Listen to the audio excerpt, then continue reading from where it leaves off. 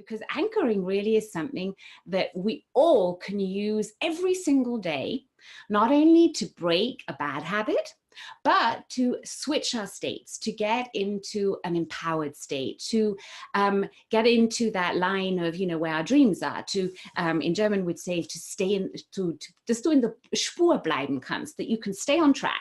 That's what you want to use anchors for. So I've taken a few notes here, and if you want to write things down, then this is a good time, because I'm just going to teach you very basic things about what is anchoring.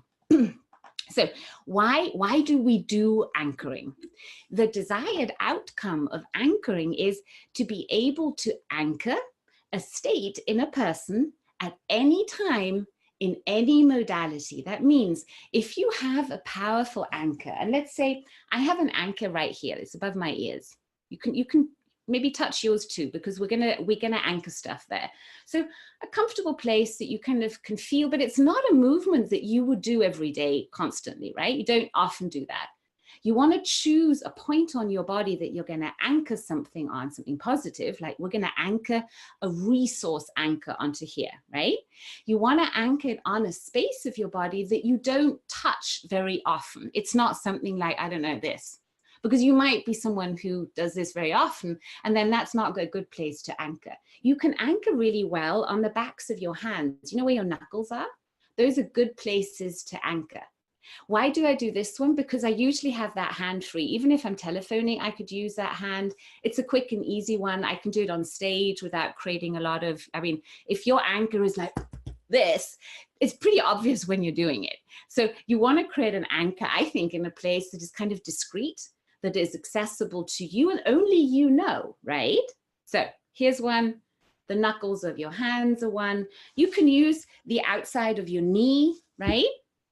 Any place, choose one now, that you're going to create a resource anchor for you, a place that you have access to, and that you can fire this anchor anytime you need to feel a really powerful surge of energy and you want to get into that powerful state. Okay? Right. Now, next. What's the theory behind anchoring?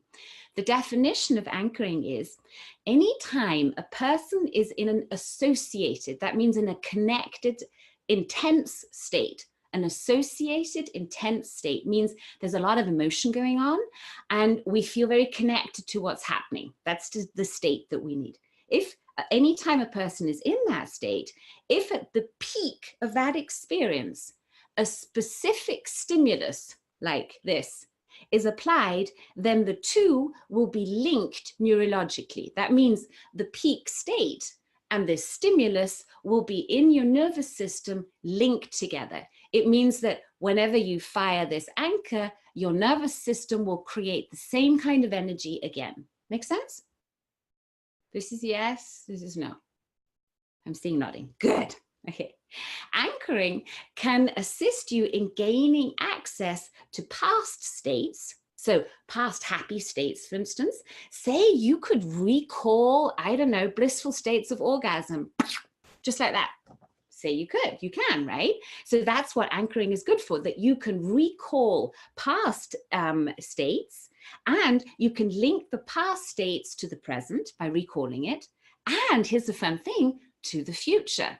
Now, what do we know about manifestation? Not only that we want to manifest from our hearts, right? But we also know that to manifest a desirable future, I have to be in a good state now, right?